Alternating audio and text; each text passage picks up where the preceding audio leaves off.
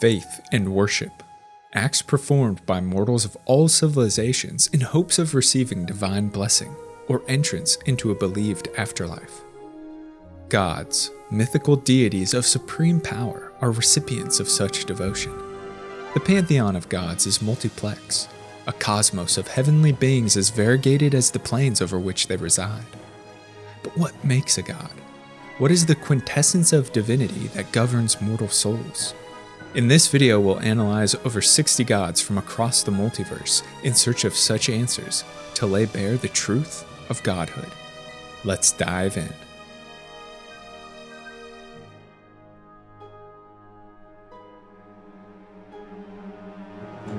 For as long as cultures have populated the blind eternities, so too have there existed beings in whom faith is invested.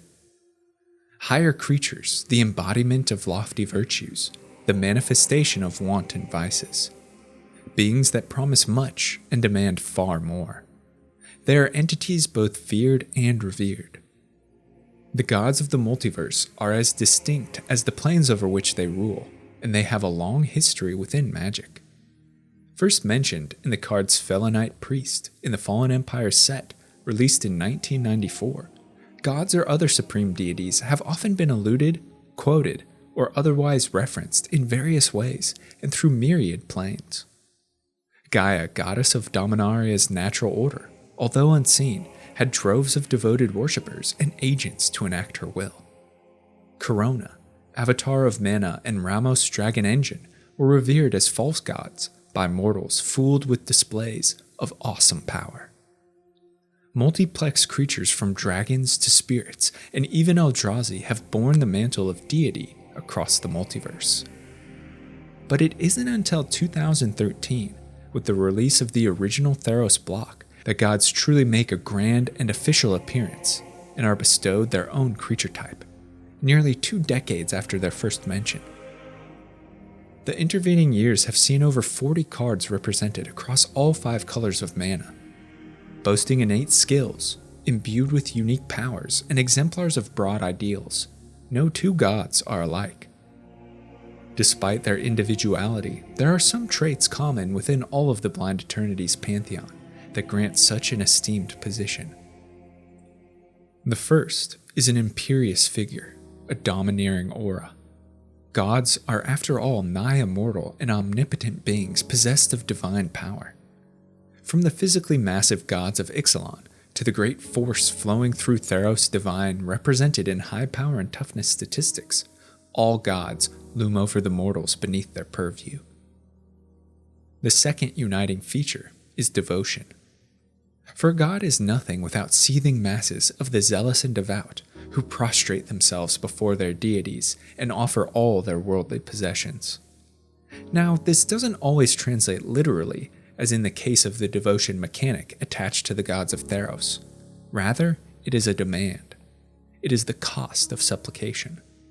All gods require some form of devotion, whether it be a tithe of resources, seen in the mana cost of an ability, a stipulation on hand size, or number of other creatures present on the battlefield.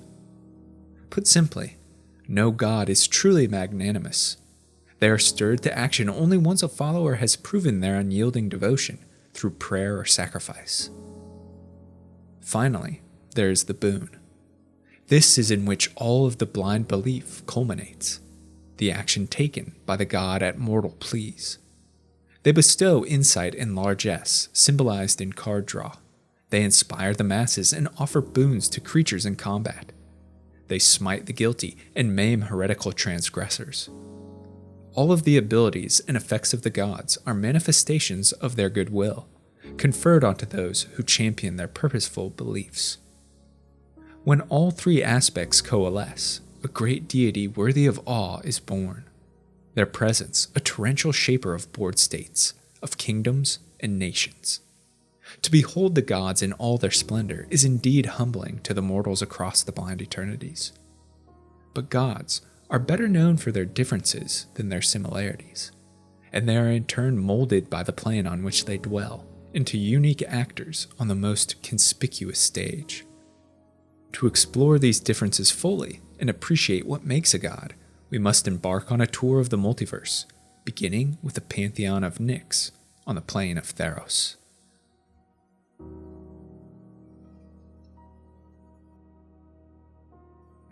Theros is a realm of myth and legend, and a plane where faith is peculiarly poignant.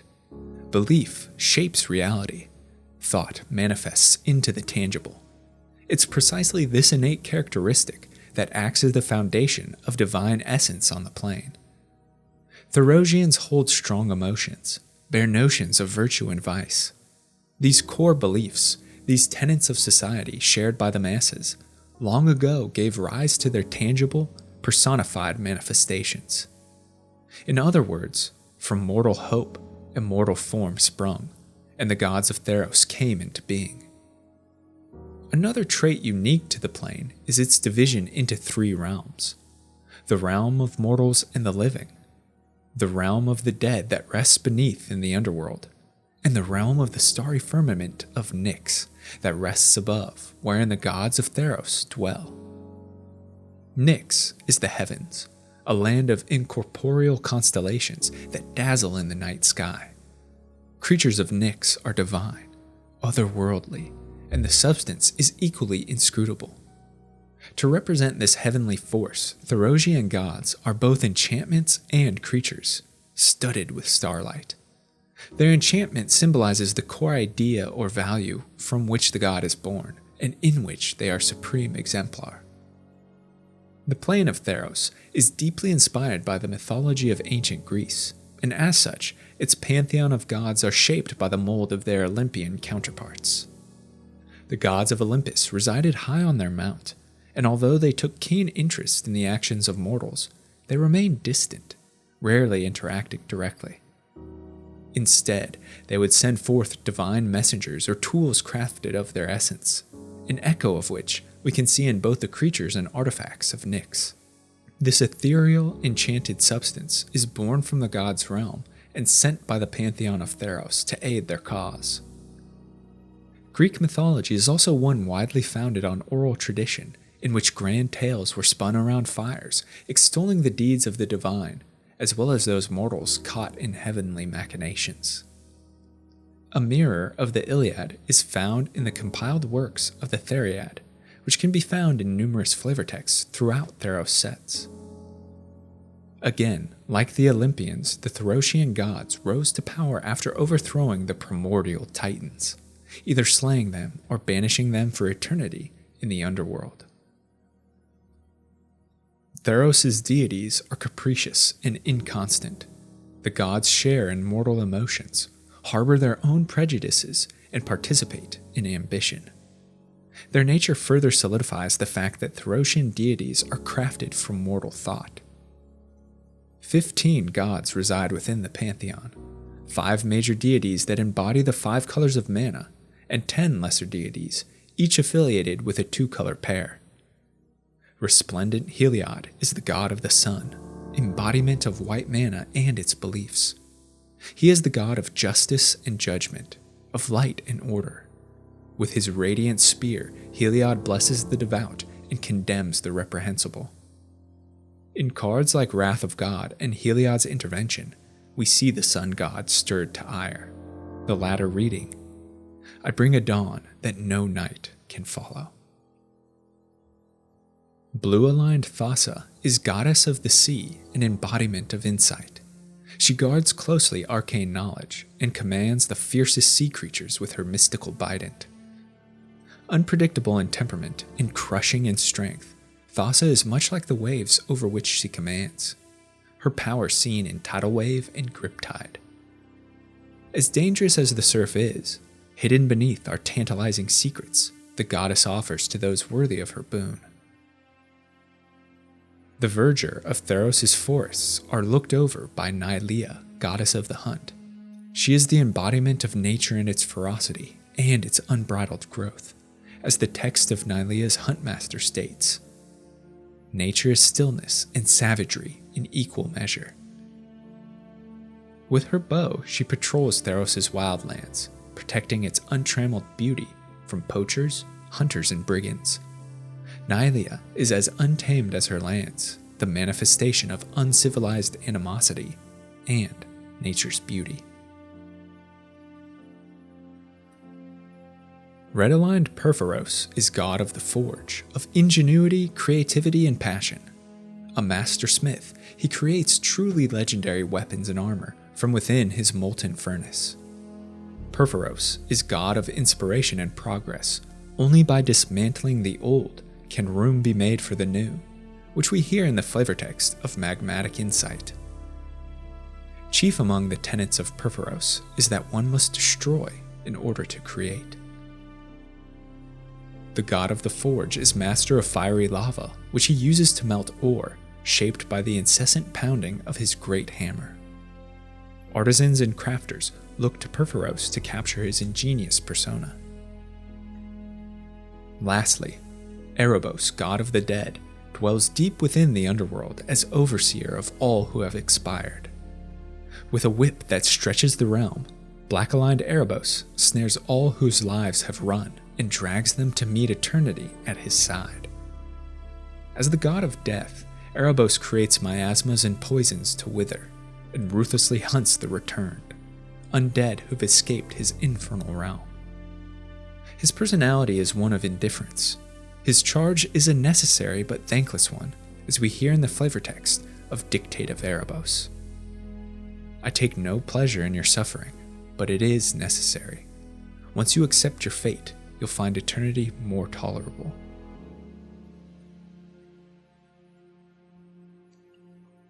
The minor gods each represent one aspect of nature or emotion and are masters of their domain. Krufix, god of horizons and ancient insights, holds dominion over potential, the future, and the unseen. He is the primordial oracle, and along with Klothys, older than the other gods. Keranos, god of storms, is a fickle lord of explosive knowledge and arcane wisdom. He is the embodiment of fury and sudden breakthrough, master of epiphany. Karametra is the green and white-aligned goddess of fertility, of bounty and harvest. She watches over the farmlands and vineyards that sustain mortals, and she's worshipped by farmers and gardeners across Theros. Klothys, god of destiny, ensures the tapestry of fate is not undone, and weaves ceaselessly its pattern. She held the deposed titans imprisoned within the underworld for centuries, which we see illustrated in the saga, The Binding of the Titans. For a brief moment, the planeswalker Xenagos supplanted Klothys among the Pantheon and Nyx when he ascended to divinity as the god of revels. His short tenure ended when he was slain by the planeswalker Elspeth Tirel. Athreos stands as ferryman and god of the passage over the rivers leading to the underworld. He guides the souls of those who've expired to the eternity that awaits. Afara stands as patron goddess of civilization, of the polis and communal progress. She protects the great cities of mortals against all threats. Twins Iroas and Mogus are heralds of violence and war, the former for glory, the latter for unscrupulous slaughter. Pharika, goddess of affliction, is lord of disease and medicine, of death and life that keeps nature cycling. Her priestesses are well versed in poisons and their antidotes. Lastly is Phoenix, god of deception and duplicity, who exploits mortal desires to pursue selfish ambition. Theros' pantheon of gods bestow their blessings from afar, each having powerful static or activated abilities to utilize. They only manifest physically, however, when sufficient devotion is cast to the heavens in their name. Once mortal prayers are answered, in this case when the devotion of a particular color is achieved, the gods descend as enchantment creatures with impressive stats. Their divinity is further symbolized by the indestructible mechanic. Gods are, after all, difficult to slay, and so too are the values they inspire. Theros gods battle one another through their devoted to secure primacy within the Pantheon and alter the fate of the mortal realm beneath them.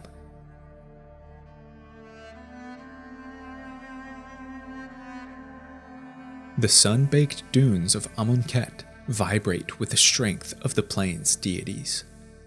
The gods of Amonkhet, in contrast to their Therosian counterparts, don't stand aloof and untouchable, preferring instead to actively participate in the plane's religion and walk among their host of supplicants. This we see in the card Renewed Faith, the flavor text of which reads, "To see gods among the people, part of their daily lives. It's inspiring." Inspired by the cultures and practices of ancient Egypt, Amonkhet's pantheon assumes a similar physical appearance. All gods are amalgamations of human bodies with animal heads. The gods are bedecked in gold, they are domineering, and each is a manifestation of natural phenomena, ruling over abstract concepts and domains of reality. It's unclear what ancient Amonkhet's religion looked like, for long ago, the elder dragon Nicol usurped control of the plane, struck and rewrote himself into its history as the omnipotent and supreme god Pharaoh, crushed the minds of the gods, and bent their wills to his own to further devious plans. In the god Pharaoh's new religion, mortals are trained from birth to fight and die in the 5 god trials, each administered by a patron deity. Oketra the True is the wide-aligned god of stability, order, and unity of purpose. She values cooperation above all else and oversees the first god trial, the Trial of Solidarity, which forces initiates to work together to overcome obstacles. Her philosophy is on display in the flavor text of In Oketra's Name, in which she espouses the collective strength of the masses. A single grain of sand is insignificant, but a sandstorm can reduce pyramids to dust. Stand with your crop. Become the storm. Oketra also patrols the Hekma, the protective barrier that surrounds the city oasis of Nakdamun, firing glistening arrows with deadly precision at monsters and horrors of the deep desert. Kefnet, the Mindful, is the blue-aligned god of insight, knowledge, and prognostication. His ibis head and wings are symbolic of the intellect he embodies. Kefnet believes that mental acumen and cunning are the warrior's most important traits. Like the body, the mind must also be sharpened, and plans must meticulously be laid in advance. The Mindful watches over the trial of knowledge, in which initiates are subjected to dizzying puzzles, must walk reality-bending mazes, and overcome mind-shattering obstacles. Only those quick of thought succeed, as is referenced in the flavor text of Illusory Wrappings. No amount of strength can help you overcome my trial. You must be ready to forego your body and favor your mind. Kefnet is also guardian of the Hekma, drawing from the Luxa River's blue mana to strengthen the mystical barrier. Ronus the Indomitable is the cobra-headed god of strength, manifestation of green mana savagery, will, and wild growth. To Ronus, all things derive from strength. It's fuel for endurance, speed, force. It engenders dauntless bravery and the temerity to overcome any threat, no matter the odds. He bestows vital blessing on those deemed worthy, as illustrated in the card Gift of Strength. Ronus oversees the 3rd trial, that of strength, where initiates are subjected to voracious predators and must overcome harrowing trails fraught with poisons and natural barriers. Only through unshakable will can they secure victory. Ronus curates and administers a menagerie of the most exotic, dangerous creatures that can be found across the plane. The black-aligned god Bantu the Glorified stands as god of ambition. Crocodile-headed to signify her aggression and ruthless cunning, Bantu is the manifestation of Black's ideas of power, selfishness, greed, and pride. She offers much but demands great payment. As the god of ambition, Bantu espouses self-confidence and self-growth. It is weak to rely on others. All actions must be to the advancement of the individual. Bantu is also the god of death, and her viziers oversee the process of embalming and mummification within Nakdamun.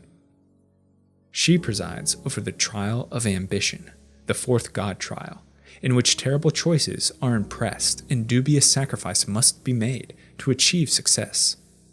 Initiates are forced to compete against one another and use each other in any way possible. Personal glory is valued over ties of loyalty or bonds of friendship. We see the brutality exacted by this trial in the art of cruel reality. Red-aligned Hazaret the Fervent stands as god of zeal and administers the final trial. She bears the head of a jackal to symbolize her ferocity, her fervor, and her role as guardian of the afterlife. Hazaret prizes strong emotion and religious intensity among initiates. Only those who prove their ardent fanaticism toward the god pharaoh are worthy of his boon. Hazaret's final trial culminates in a gruesome fight to the death in which all initiates slaughter one another for glory and renown and a place in the afterlife. Those who die a glorified death are reborn as Eternals, blessed by the god pharaoh himself. The sole survivor of Hazaret's trial proves themselves the most zealous and capable of mortals, at which point they are honored by death and impaled by Hazaret's spear. All champions of this trial are celebrated by the masses. There are characteristics that unite all of Amonkhet's gods. The first is their static abilities. Each god is indestructible, highlighting their divinity and superiority, and they possess a keyword ability in tune with their color of mana. All gods require devotion. They can't attack or block unless you have met their demands and proven worthy of their aid. Finally, each god bestows a blessing in the form of an activated ability. After beseeching them and offering tithe in the form of mana, the gods grant favor and divine insight. These abilities all work seamlessly to provide the unique flavor of Amonkhet's gods. With the recounting of hours and arrival of Nicol Bolas god Pharaoh, it's revealed 3 other gods exist within the plane's pantheon. These gods, forgotten and imprisoned, are fully under Bolas's thrall and enact his terrible devastation. To highlight their corruption, all 3 have color affiliations aligned with Bolas's own blue, black, and red mana. The imprisoned gods, the Scorpion, Scarab, and Locust gods, represent desolation and destroy Naktamun, kill the other gods save Hazaret, and secure for Bolas the plane and army of zombie Eternals. These 3 aren't indestructible, but symbolic of their power over death, are returned to hand after they've been slain, indicative of their inexorable march.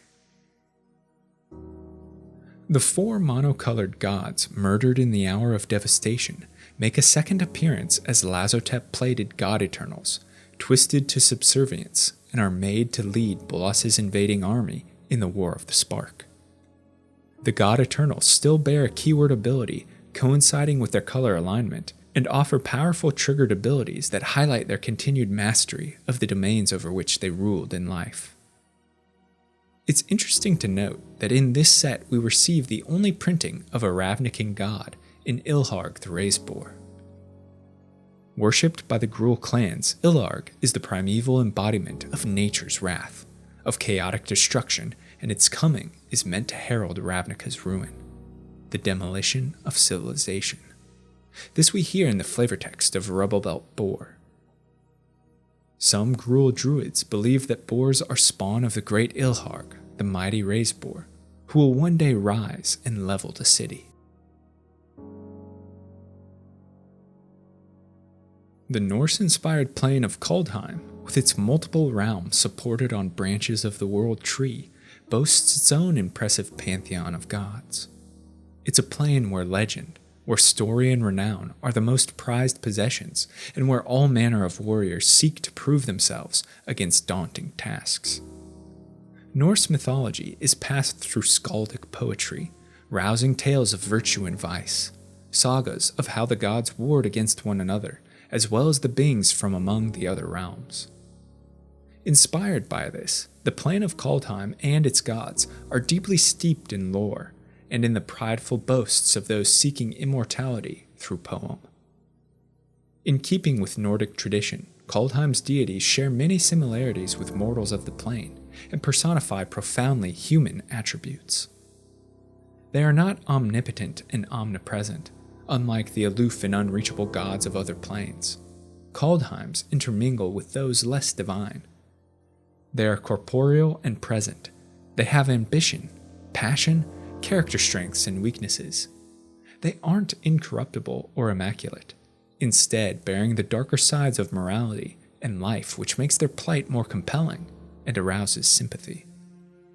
Kaldheim's gods are known as the Skoti, a race and family that transcended their mortality centuries ago when they overthrew the ancient Aenir gods and usurped Aenir powers as their own.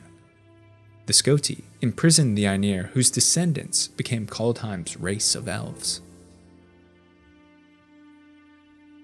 The Skoti family derive their supreme powers from the essence of the World Tree. By imbibing the Cosmos Elixir is increased strength, agility, and longevity conferred onto them, as is their defining ability to walk the cosmic void between all 10 of the plane's realms. This is a novelty among gods thus discussed, and distinguishes the Skoti from divine ranks on other planes. Nothing innate or inalienable marks them as gods. Only through the Cosmos Elixir and their connection to the World Tree can the Skoti maintain their status.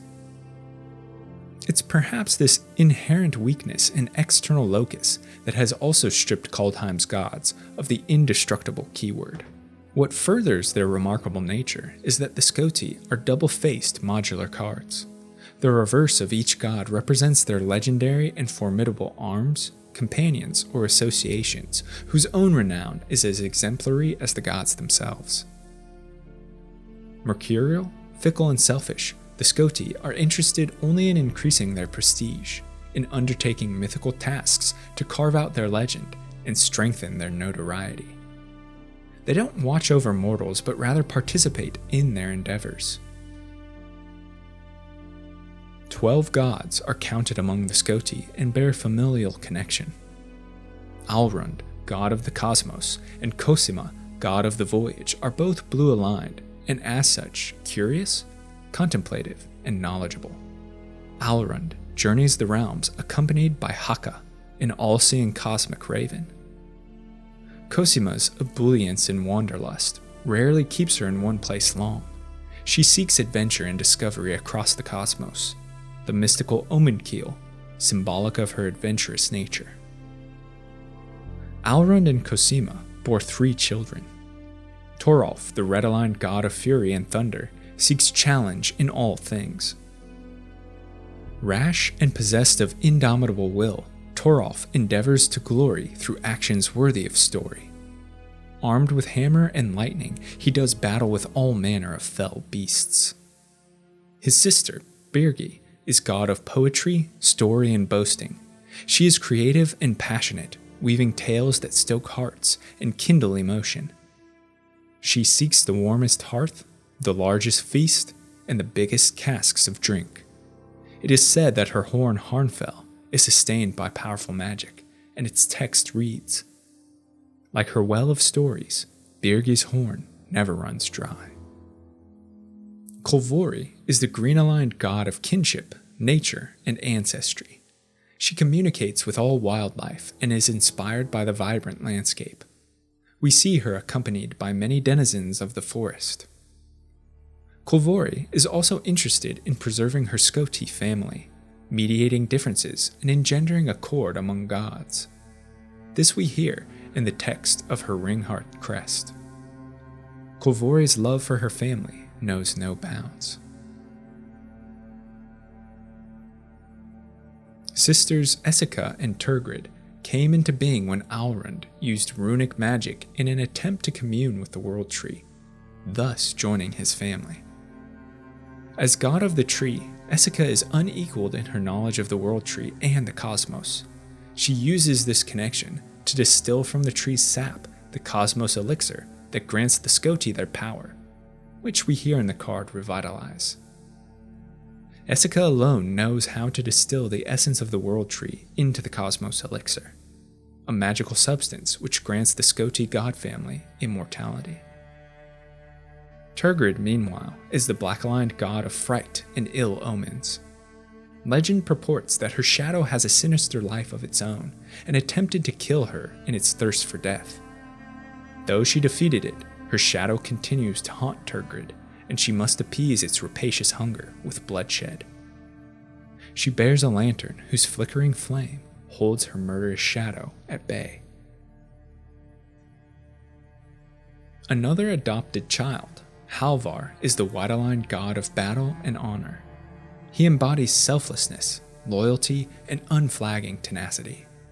He is an inspired leader, an exemplar of the warrior's ideal. Kol, the Forge Master, crafted Halvar's Sword of the Realms, a Tyrite blade that can slice through the cosmos itself. We see Halvar's militant prestige in the card Rally the Ranks.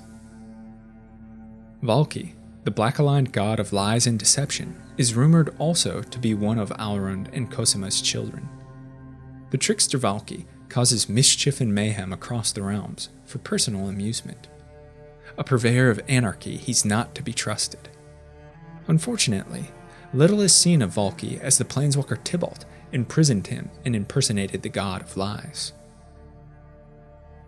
Yorn, the god of snow and winter, is Alrund's brother and associated with green, blue, and black mana.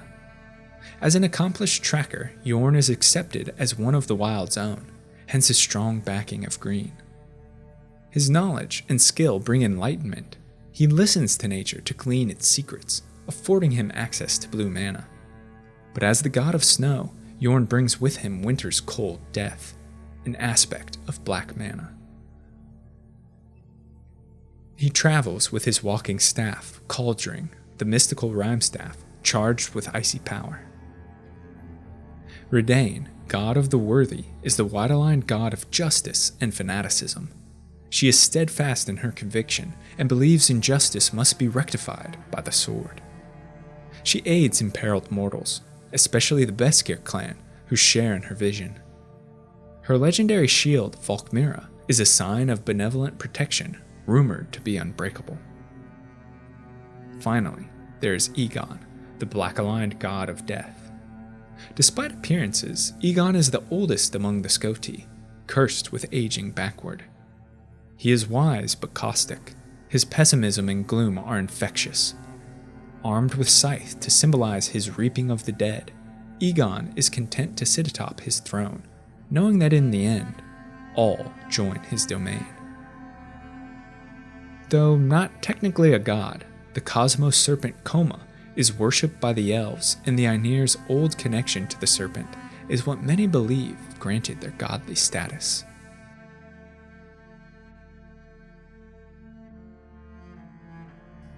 Ixalan is a plane of adventure and exploration, of myth made manifest, and of treasure hidden in the ruins of time. The plane is oriented as a hollow sphere encasing an internal star. This orb of light and life is revered as Chimil, progenitor of all things. Though not printed with the god type as seen in its card the Inner Sun, Chimil is the god mother, creator of Ixalan's deep gods, and herself deified as the Inner Sun and Threefold Sun by the humans of the Sun Empire on the plane's surface. Avatars exist as manifestations of the Threefold Sun's power. Kinjali, the white wakening sun, Tilonali, the red burning sun, and Ixali, the green verdant sun. But again, these are not gods in their own right. That title is exclusive to Ixalan's deep gods. Worshipped by and presiding over the Oltec peoples within the Hollow Core, dozens of deep gods exist, but only 5 are recognized as primal deities. Extremely powerful, but like many other gods in the multiverse, subject to the vagaries of emotion, each of the 5 is embodiment of one color of mana and deeply vested in its philosophical essence. This cycle of gods mirrors Kaldheim's in that they are double-faced. The front represents the deity, and the reverse side is a legendary land depicting their temple of devotion. Ixalan's gods are unique in that they require no devotion or feat when first cast. Only when they are vanquished and replaced by their temple are we made to do an offering and plea for their return. This is symbolized in the activated ability of each temple, which can only be used once we've proven our faith in the god's cause. Oher Tak, deepest foundation, is wide-aligned god of civilization. A three-faced triumvirate deity, each visage represents past, present, and future respectively, and they are the patron god of Oltec culture and ancestry. Tak's message of unity and community is presented in the text of their temple. Chimil gave the Oltec life. Oher Tak taught them how to live together. Blue-aligned Oher Pakpatik, deepest epoch, is the god of time, of magic, and arcane wisdom. Patron god of scholarship and mages, it's Pakpatik's wizened mastery of spellcraft many seek to emulate. The god's role as tutor reflected in its temple's text. Chimil gave the Oltec time. Oher Pakpatik gave them the tools to learn its lesson. Oher Ashonil, deepest might, is the red-aligned god of passion and zeal. The patron god of warriors, fire and storm, Ashonil is as fickle as its elements, often conflicting with gods and mortals, only to then rush to their defense in crisis. The god's mercurial temperament and aggressive nature strengthens others through difficulty, as the text of its temple implies. Chimil gave the Oltec passion. Oher Ashonil challenged them to harness it. Oher Kaslem, deepest growth, is green-aligned god of cultivation and natural verdure. A quiet but ever-present and necessary god, Kaslem is the patron of gardeners, farmers, lush jungles, and teeming forests. A force of natural beauty and nourishment. Its connection to the wildscapes heard in its temple. Chimil gave the Oltec sacred lands. Oher Kaslem brought them to life. The black-aligned deep god was long ago slain and its power usurped by Aklazats, the great betrayer. A bat god of night and darkness, Aklazats stands in opposition of Chimil. He is master of demons, creator of vampirism's curse, and revered by the Legion of Dusk. He is a murderer, a glutton, and possessed of selfish ambition. Aklazats used dark rituals to defy death and secure great power. The nature of his treachery heard in the Temple of the Dead. Chimil gave the Oltec peace in death. Aklazats ripped it away. Chimil's child, whom he destroyed, lives on in spirit as the Ancient One, god of the ancestors. The Ancient One has a 2-mana alignment and a more traditional devotional requirement in line with other planes' deities, in that it can't attack or block unless its mandate is met. The gods of Ixalan are innate shape-shifters, able to present themselves in myriad appearances, perhaps echoing their own incomprehensible nature. They are unique amalgamations of ancient Mesoamerican deities from whom they are inspired.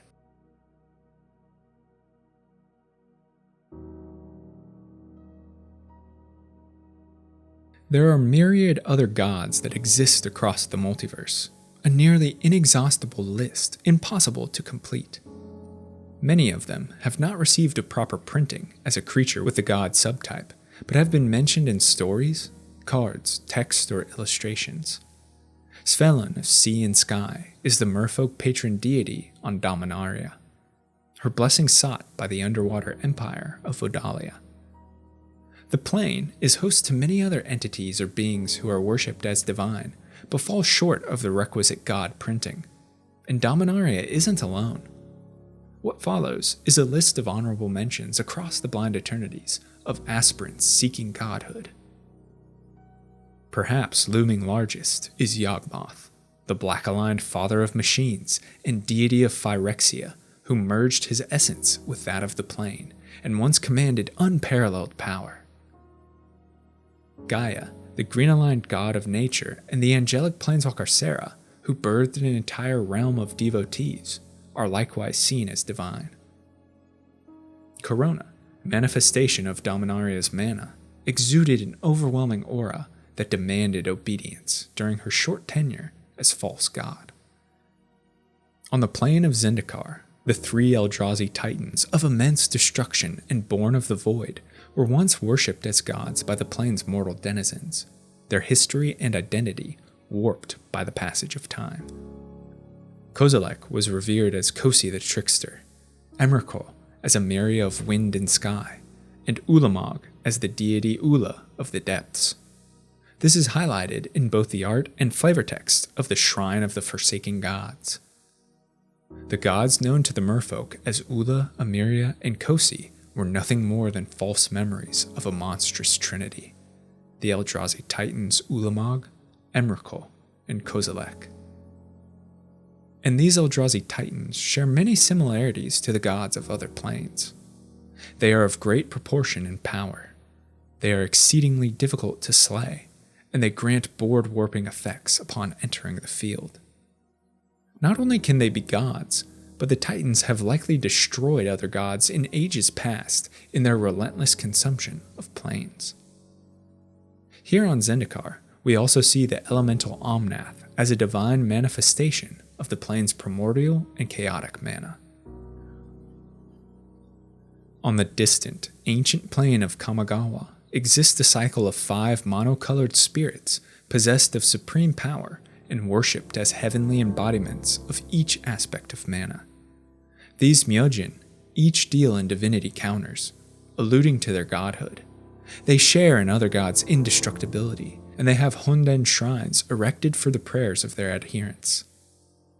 If the god type existed during their printing, then perhaps they might have been included in the multiverse's expansive pantheon. Okagachi, the mightiest and first of the kami, the embodiment of the barrier that separates the plane's physical and spiritual realms, and its guardian, is also thought of as divine. Next comes the enigmatic cycle of creatures called Nephilim that appeared on the plane of Ravnica. These mysterious beings were thought of as the old gods, entities that embodied and existed in ancient Ravnica before the advent of the guilds. They were worshipped by the cultists of yore, and the flavor text of each Nephilim hints at the mighty destruction unleashed upon their awakening. Unlike other gods, they don't make demands or accept offerings that cannot be reasoned with, appeased, or beseeched. They are pure embodiments of the plane's vastness, wonder, and wrath. With that said, I think now it's an important time to make the distinction between a god and an avatar. Avatars, like the Nephilim, are a subtype of creature separate from a god, despite many being worshipped as such by mortals of the planes. Avatars are more closely linked to the plane from which they are born, and the ley lines of mana that seethe beneath the surface. They are powerful entities meant to represent aspects of the plane's very nature, projections of its essence. Unlike gods, they care not for worship. They listen not to prayers. They have no personal agendas, no secret ambitions. They are irreconcilable, implacable. Similar to the world's souls, they are merely representations of the planes themselves, embodiments of forces beyond comprehension. We see them populate multiple planes, from the Hydra Progenitus on Alara, to Titania, the Scion of Darkness, and Muldrotha on Dominaria. The plane of Lorwyn and Shadowmoor birthed a cycle of 10 spirit avatars, each affiliated with 2 colors of mana, whose powers are documented in the Seer's parables, purported to have shaped Shadowmoor. In total, 110 avatars have been printed across the known planes of the multiverse. Their contention and similarities with the gods goes far to obfuscate what it is that truly makes one divine. So ends our tour of the multiverse's pantheon, an awesome display of some of the most powerful beings that exist across the blind eternities. They preach virtues, they embody vices, they demand supplication, and they demonstrate the great energies they wield. The gods of most planes share surprisingly in mortal follies. They have ambitions and flaws despite a pretense of benevolent magnanimity. The gods can be rash and fickle at times, raising entire civilizations due to supposed transgression. while other times they grant significant boons and protect those within their warm embrace. Despite their multiplex differences and individual characteristics, there are some attributes shared across the gods of the multiverse, aspects that grant access to this illustrious and exclusive station. Thanks so much for watching and listening to this video on the gods of Magic the Gathering. Let me know your thoughts as to which plane holds the most powerful gods, which pantheon is your favorite, as well as your own insights and suggestions for future videos in the comments below. And if you're a fan of lore and storytelling, be sure to subscribe to the channel, check out the podcast where content is uploaded frequently. I want to thank my amazing supporters over on Patreon who make all of this possible, and I couldn't do it without their fantastic support. If you'd like to become a lore luminary for access to me, a great community, written scripts, and early video drops, head to patreon.com/thelorebrarians to learn more. Until next time, go forth and explore the lore.